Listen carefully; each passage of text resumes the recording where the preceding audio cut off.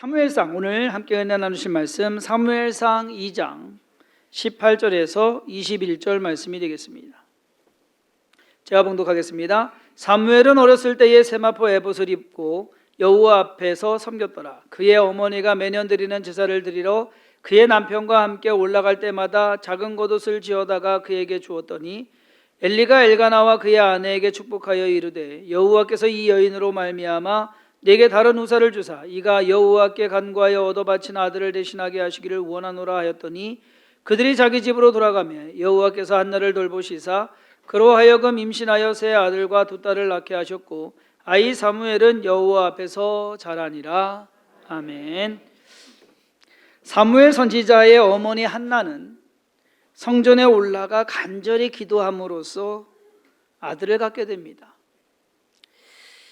아들을 낳은 한나는 사무엘이 젖을 떼기까지 이 아들을 데리고 있다가 젖을 뗀 후에 어린 사무엘을 데리고 성전에 올라가서 사무엘을 하나님께 드립니다.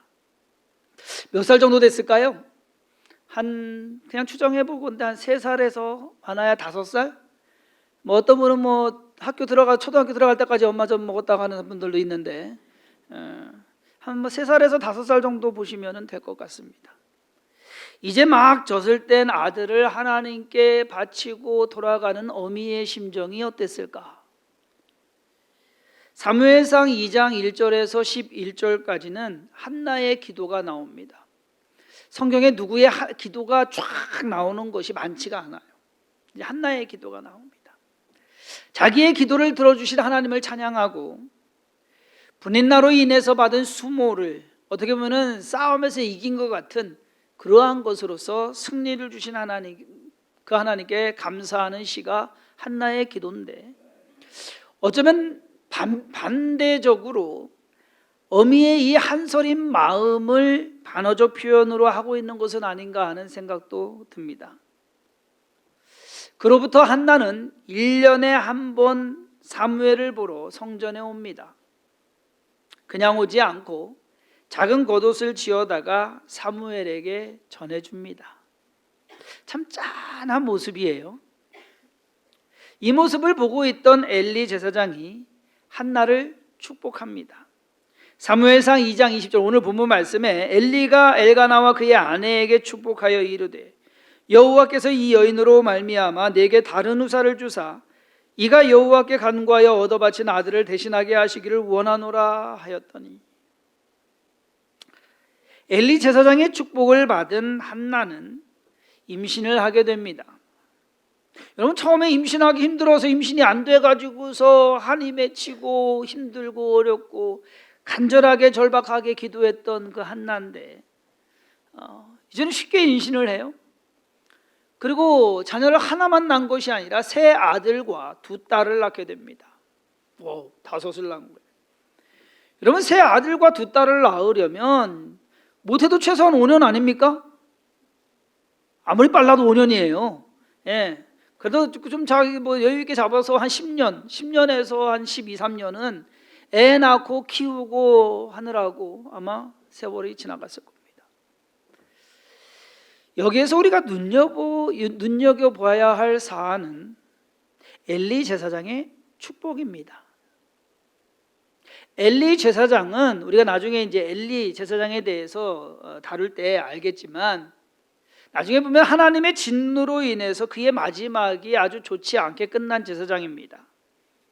그의 아들들인 홈니와 비느하스가 하나님 앞에서 악을 행하는 그것을 엘리 제사장이 그냥 내버려 두었다라고 성경은 기록합니다. 사무엘상 3장 13절과 14절에 내가 그의 집을 영원토록 심판하겠다고 그에게 말한 것은 그가 아는 죄악 때문이니 이는 그가 자기의 아들들이 저주를 자청하되 금하지 아니하였음이니라. 그러므로 내가 엘리의 집에 대하여 맹세하기를 엘리 집의 죄악은 제물로나 예물로나 영원히 속죄함을 받지 못하리라 하였노라 하셨더라. 엘리 집안에 대한 죄악이 크기 때문에 하나님께서 그 집안을 아예 망하게 해버리십니다. 2 아들 다 죽고 엘리 제사장도 죽습니다. 거기다가 그 집의 죄악은 어떤 것으로도 속죄함을 받을 수 없다라고 하나님께서 딱 못 박아 버리십니다. 이 정도면은 여러분 심한 거예요. 그런데 이상한 것은 그런 사람이 축복을 했는데 그대로 이루어졌다라는 사실입니다. 그것도 한 번이 아니라 한나에게만 있어서도 두 번이나 그랬습니다.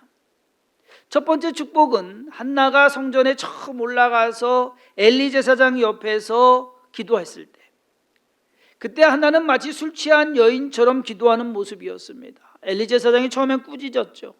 근데 아니다 나는 지금 너무 분하고 속이 타서 그렇게 기도하는 거다. 그러한 기도의 사정을 알게 된 엘리 제사장이 한나를 축복합니다. 사무엘상 1장 17절, 지난주에 우리가 읽었던 말씀입니다. 엘리가 대답하여 이르되 평안히 가라. 이스라엘의 하나님이 내가 기도하여 구한 것을 허락하시기를 원하노라 하니 이르되 당신의 여종이 당신께 은혜 입기를 원하나이다 하고 가서 먹고 얼굴에 다시는 근심빛이 없더라. 엘리 제사장의 축복이 있은 후에 한나가 임신하게 되고 그리고 사무엘을 낳게 됩니다.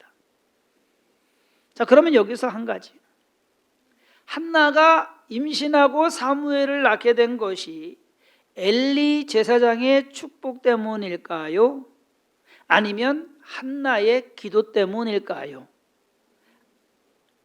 아니면 두 사람의 기도가 합해져서 그런 것일까요? 우리가 그냥 우스갯말로 하는 거, 누구 영벌이 더 센 거예요? 네? 엘리 제사장은 불의한 제사장이기 때문에, 또는 부족함이 있는 사람이기 때문에 하나님께 나중에 심판을 받고 잘못되는 그러한 사람이기 때문에 하나님께서 그의 기도는 들어주시지 않으셨을 것이다 라고 생각을 한다면, 오롯이 한나의 기도 때문에 하나님께서 사무엘을 주신 것이라고 생각을 한다면, 그렇다면 오늘 본문 내용이 납득이 안 됩니다. 왜냐하면 오늘 본문에서는 엘리 제사장이 축복한 것만으로 한나가 5명의 자녀를 낳기 때문에, 한나가 또 자녀 주세요라고 기도 안 했거든요. 그렇잖아요. 한나가 하나님 또 자녀 주세요라고 얘기 안 했어요. 기도도 안 했어요. 순수히 엘리 제사장의 마음이었어요. 더 자녀 갖기를 원한다. 오늘 본문 말씀만 가지고 보면 엘리 제사장의 축복이 그대로 이루어진 것입니다. 그렇다고 볼 때 우리는 의문을 갖게 됩니다. 하나님께서 불의한 사람의 기도도 들어주시는 것인가? 자, 몇 가지 가능성을 생각해 볼 수 있습니다. 첫 번째는요, 엘리가 제사장이었기 때문에 그의 직분이 하나님의 응답을 받아낸 것은 아닐까 하는 생각입니다. 하나님께서는 제사장들에게 축복권을 주셨습니다. 민수기 6장 22절부터 27절에 이렇게 기록되어 있습니다. 여호와께서 모세에게 말씀하여 이르시되 아론과 그의 아들들에게 말하여 이르기를 너희는 이스라엘 자손을 위하여 이렇게 축복하여 이르되 여호와는 내게 복을 주시고 너를 지키시기를 원하며 여호와는 그의 얼굴을 내게 비추사 은혜 베푸시기를 원하며 여호와는 그 얼굴을 내게로 향하여 드사 평강 주시기를 원하노라 할지니라 하라. 그들은 이같이 내 이름으로 이스라엘 자손에게 축복할지니 내가 그들에게 복을 주리라. 아니, 모세가 이스라엘 지도자잖아요. 그러면 모세로 하여금 야 이스라엘 백성을 축복해라 라고 하실 수도 있었는데, 하나님께서는 굳이 아론과 그의 아들들, 즉 제사장들에게 이스라엘 백성을 축복하라는 축복권을 따로 구별해서 주십니다. 그러므로 이 말씀에 의하면 엘리 제사장에게는 축복권이 있는 겁니다. 그가 제사장이었기 때문에. 민수기에 나오는 좀 전에 읽은 이 말의 형태, 원하며 이것이 엘리 제사장이 한나에게 한 말과 일치합니다. 이스라엘의 하나님이 내가 기도하여 구한 것을 허락하시기를 원하노라. 여호와께서 이 여인으로 말미암아 내게 다른 후사를 주사 이가 여호와께 간구하여 얻어 바친 아들을 대신하게 하시기를 원하노라. 제사장이 원한다라고 하는 것이 축복이에요. 제사장은 원래 백성들의 죄사함을 위해서 제사를 드리는 것이 주 업무입니다. 그것이 그들의 일이에요. 그런데 하나님께서는 그러한 제사장들에게 축복권을 주셨습니다. 덤으로 주신 거예요. 민수기 6장에서의 내용도 그렇고 한나의 경우에서도 그렇듯이 제사장의 축복은 제사장이 축복하고자 하는 마음이 있어야 돼요. 그 축복하는 마음은 순수함과 간절함의 결정체일 겁니다. 여러분, 그러면 언제 축복할까요? 마음이 좋을 때 축복할 거 아니에요. 기쁠 때, 또는 긍휼한 마음이 있을 때, 사랑하는 마음이 있을 때. 그렇지 않습니까? 화났는데 축복합니까? 기분 나쁜데 축복합니까? 축복이 나와요? 안 나오잖아요. 오늘 말씀에 나오는 것처럼 뭔가 짠할 때, 뭔가 좀 해주고 싶을 때, 그러한 때에 축복이 나온다는. 따라서 제사장의 축복은 하나님과 이스라엘 백성과의 그 화목한 관계를 유지시켜주는, 하나님, 이 백성이 하나님 안에서 복을 받게 해주세요라고 간절한 마음으로 기도하는 그러한 모습입니다. 자, 그렇다면 엘리가 단지 제사장이었기 때문에 그가 축복한 것은 다 이루어지는 것입니까? 그러면 아닌 것 아시지 않습니까? 제사장이 축복한다고 해서 다 이루어졌다고 한다면 뭐 이스라엘 백성들 뭐 고생할 것도 없고 뭐 힘들게 살 것도 없고 그냥 다 뭐 전쟁에서 이길 것이고 다 잘 될 거 아닙니까? 근데 안 그렇지 않습니까? 축복이나 저주는 상대성이 있습니다. 즉 축복을 한다고 해도 대상이 축복받을 만한 그러한 자격이 되어야 축복을 받습니다. 반대로 저주 또한 아무리 저주한다고 하더라도 그 대상이 저주받을 일을 또는 그러한 사람이 됐을 때 저주를 받게 된다는 것. 이 축복과 저주는요, 상대성이 있어요. 그러니까 우리가 잘해야 돼요. 여러분들 되도록이면 축복을 하시고 저주는 안 하시는 게, 왜냐하면요, 내가 축복을 했어요. 그 사람이 축복받을 그러한 사람이 돼요. 그러면 그 축복이 그대로 이루어지는데 그 사람이 축복받을 만한 자격이 안 된다. 그러면 그 축복이 나에게 온다라는 겁니다. 같은 원리로 내가 저주를 했어요. 그 사람이 내가 보기에는 저주를 받을 만한 사람인데 하나님 보시기에는 아닐 수도 있다는 거죠. 그러면 그 저주가 나에게로 돌아온다는 겁니다. 그러면 축복은 많이 할수록 좋고 저주는 되도록 안 하는 게 좋고, 그 타당성은 누가 결정하는 것이냐? 하나님이 결정하시는 겁니다. 내가 결정하는 게 아니에요. 엘리는 제사장으로서 한나를 축복했고 하나님께서는 그 축복을 인정해 주셨다라고 보는 것이 좀 더 타당할 것입니다. 그래서 성경은 엘리의 첫 번째 축복에 대해서 여호와께서 그를 생각하신지라, 한나를 생각하신지라. 두 번째 축복에 대해서는 여호와께서 한나를 돌보시사, 엘리가 먼저 축복을 했고 하나님께서 한나를 돌보심으로써 자녀를 더 갖게 하셨다라는 말씀입니다. 자, 그러면 두 번째로 궁금한 것, 하나님께서는 불의한 엘리 제사장의 기도도 들어주시는 것이냐? 그러면 그런 것 같습니다. 엘리가 제사장으로서나 아버지로서 제대로 역할을 하지 못했습니다. 그래서 하나님의 진노를 사서 결국 집안이 다 망하는 그러한 일이 일어납니다. 하지만 하나님께서는 한나에 대한 엘리 제사장의 축복을 들어주셨다라고 볼 수 있습니다. 예전에 제가 창세기 설교할 때 가인의 기도에 대해서 말씀을 드렸어요. 분이 나서, 화가 나서 동생을 돌로 쳐 죽였습니다. 하나님께서 나타나셔가지고 내 동생 어디 있냐? 내가 동생 지키는 자입니까? 내 동생의 피가 부러진다니라. 결국 가인은 하나님으로부터 벌을 받습니다. 그 벌의 내용이 너무 중요하기 때문에 가인이 하나님께 기도해요. 하나님, 나 그러면 나 못 살아요. 나 좀 살려주세요. 그러니까 하나님께서 그 기도를 들어주십니다. 아니, 지금 살인자예요.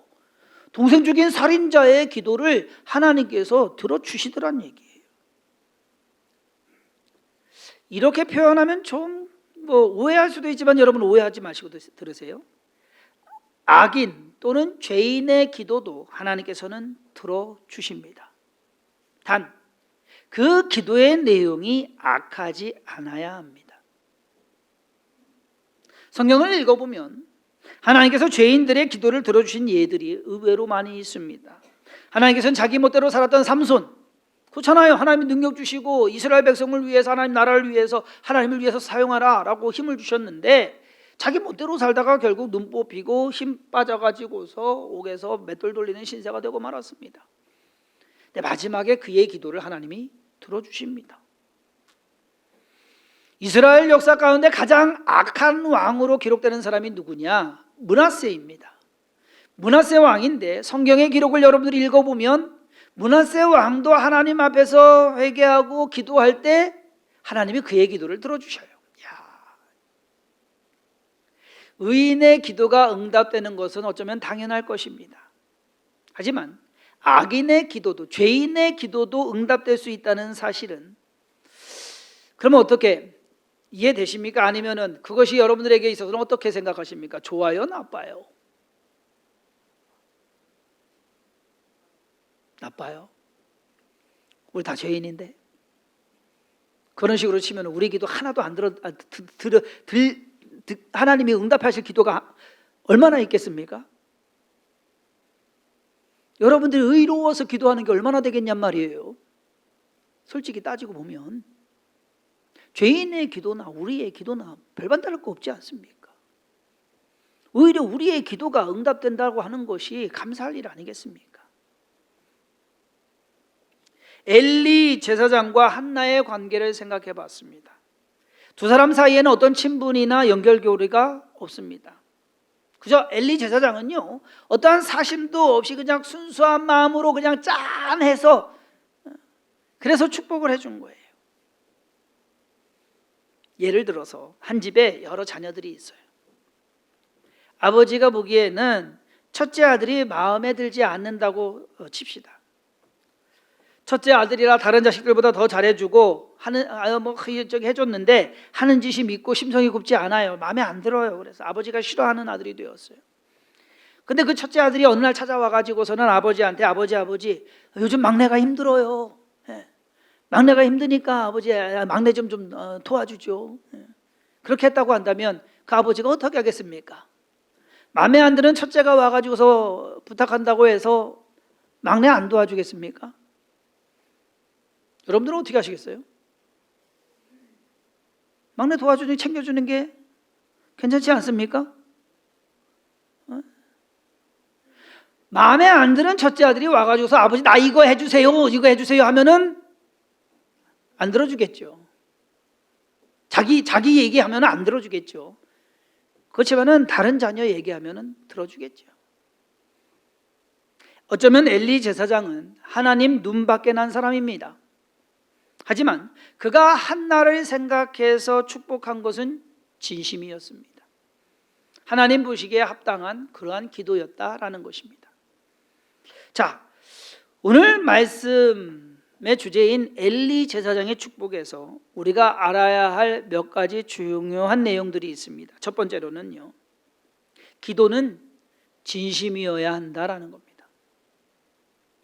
야고보서 4장 3절에 구하여도 받지 못하면 정욕으로 쓰려고 잘못 구하기 때문이라. 우리의 신앙이 순수해야 하듯이 기도도 여러분 순수해야 돼요. 간혹 보면 우리의 기도가 계산적일 때가 있어요. 하나님 요거 들어주시면 요걸로 인해서 이렇게 될 것이고 그렇게 해서 저렇게 결과가 날 거니까 요거부터 시작하시죠. 내가 계산 다 해놓고 하나님한테 이렇게, 여러분 하나님 앞에서 머리 굴리지 마세요. 그 머리 굴리는 소리가 들려요.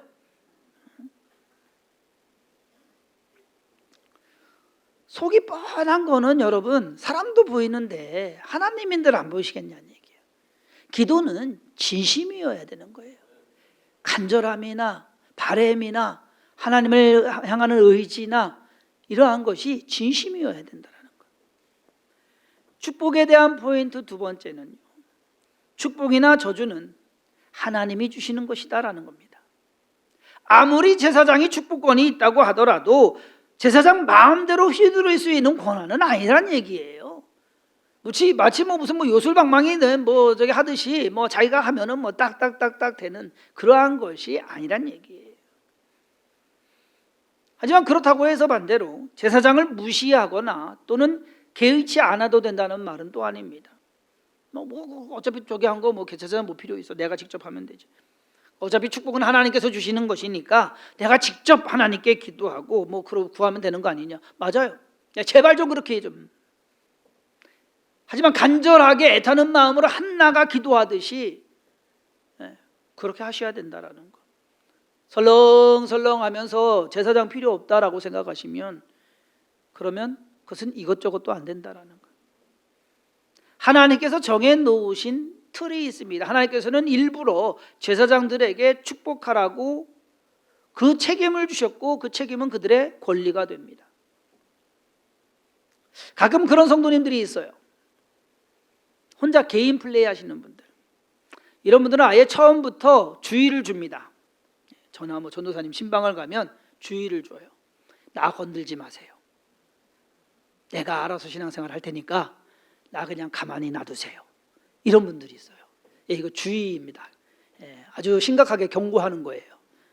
나 건들면 난 나간다 이런. 반대로 저희 교회 젊은 집사님 부부가 있는데 아들만 둘이에요. 근데 이 아들들이 좀 약해요. 그러다 보니까 아플 때마다 저에게 전화를 해서 기도를 받습니다. 낮이나 밤이나 어제도 오늘도. 그 집 부모 전화만 오면은 애가 또 아프구나.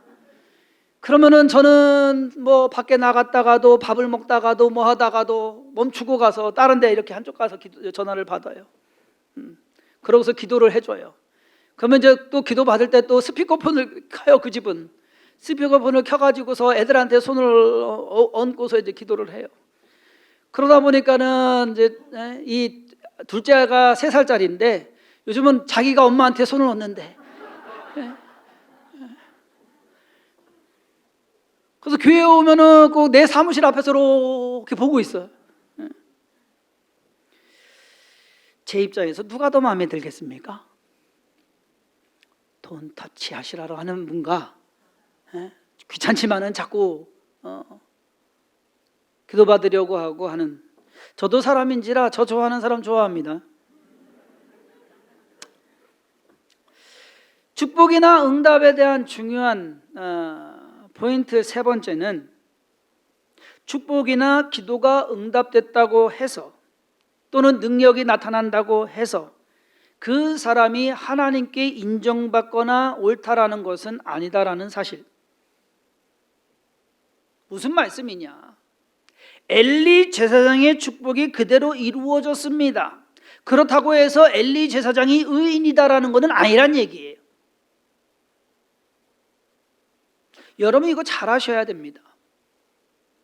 가끔 보면 행실이 옳지 않은 목회자들이나 요즘 같아서는 매스컴에 계속 등장하죠. 정명석이나 이재록 같은 그러한 사람들이 기도나 축복하고 예언하고 능력을 나타냈는데 그대로 됐어요.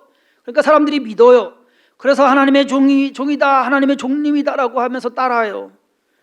기적이 나타났으니까, 말한 대로 됐으니까 하나님이 인정해 주시는 것이다. 이거는 순서가 바뀐 겁니다, 여러분. 뭐가 어찌되었든 잘 되기만 하면 내가 원하는 대로 되면 된다라는 것은 여러분 신앙생활에 있어서 여러분 위험한 거예요. 진짜하고는 진짜 가짜하고는 상관이 없는 현상만 가지고서 옳고 그름을 판단하는 이런 것들 때문에 악한 사건들이 있습니다. 이것을 이용합니다. 하나님이 쓰시기 때문에 이러한 일들이 일어난다. 그러니까 나를 따르는. 엘리 제사장의 축복이 그대로 이루어졌다고 하더라도 그것은 엘리 제사장이 만들어낸 것이 아닙니다. 하나님께서 행하신 것입니다. 우리가 그 사실을 명심해야 됩니다. 결정권이 엘리 제사장에게 있는 것이 아니라 하나님께 있다라는 것을 우리는 늘 명심해야 됩니다. 사람이 기적을 만들어내는 건 아니에요, 여러분. 기적이 일어났기 때문에 이 사람이 대단한 사람이다라고 생각하시면 착각입니다. 엘리 제사장이 대단한 것이 아니라 그의 기도로 한나에게 사무엘과 다른 5자녀를 주신 하나님이 좋으신 분이시다라는 것. 죄인인 우리의 기도가 응답될 수 있습니다. 그러면 우리가 자랑합니다. 야, 내 기도한 대로 됐어. 그러면 여러분, 그것이 내가 기도한 대로 됐다고 해서 하나님이 여러분들을 의인으로서, 옳은 사람으로서, 맞는 사람으로서 인정해 주시는 거냐? 아니에요, 여러분.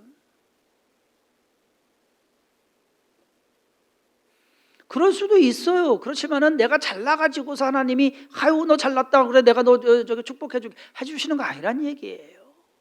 우리가 그 사실을 명심해야 됩니다. 나는 대단한 사람이 아니다라고 하는 것. 그저 하나님이 나를 긍휼히 여기시고 불쌍히 여기셔서 나를 도와주실 뿐이다. 그렇게 생각하셔야 되는 겁니다. 이단이나 사이비 교주들 얘기 들어보면은요, 엄청난 기적들 행합니다. 예언합니다. 눈에 보이는 것에 현혹되지 마시고 온전한 믿음으로 참된 복을 받아 누리시는 주성긴 교회 성도님들 되시기를 주님의 이름으로 축원합니다. 무엇이 진짜인지 무엇이 가짜인지 우리가 엘리 제사장의 사례를 통해서 분명히 기도해가지고 응답이 나왔고 능력이 나왔고 말한 대로 됐는데 문제는 얼마 가지 않아서 그 엘리 제사장은 하나님의 심판을 받고 온 집안이 망하게 됩니다. 이거 뭐 어떻게 되는 거냐는 얘기예요. 앞뒤가 안 맞는 게 아니에요, 여러분. 우리가 잘못 판단하고 있는 겁니다. 그러므로 저와 여러분들이 신앙생활을 해나감에 있어서 하나님이 모든 주권은 하나님께 있다라는 것을 늘 명심하시고 믿음으로써 하나님께 모든 건 내어드리고 우리가 잘난 것 없다라는 것을 늘 인정하시고 하나님 앞에서 겸손하게 또 믿음으로 순종하며 따라가는 성도님들 되기를 주님의 이름으로 축원합니다. 기도하겠습니다. 하나님께서는 우리를 사랑하셔서 우리가 죄인임에도 우리가 악한 사람임에도 우리가 하나님을 의지하고 간절히 간구할 때 그 진정한 기도는 하나님이 들어주시는 줄 믿습니다. 그러므로 하나님 앞에서 기도할 때 진심으로 기도하게 하여 주옵소서. 욕심이나 사심 없이 우리의 계산 없이 하나님께서 베푸시는 대로 이끄시는 대로 도우시는 대로 따라가며 순종하겠다는 믿음 가지고 살아가는 그리고 주어진 환경 속에서 맡겨진 일을 이루어내는 주님의 자녀를 되게 하여 주옵소서. 주성긴 교회 또한 하나님만을 바라보고 의지하며 주님을 사랑하는 마음으로 사역하며 예배하게 하여 주옵소서. 우리의 모든 삶 가운데 주님께서 함께 하시고 인도하심을 믿사옵고 예수님의 이름으로 간절히 축복하며 기도해 싸움나이다. 아멘.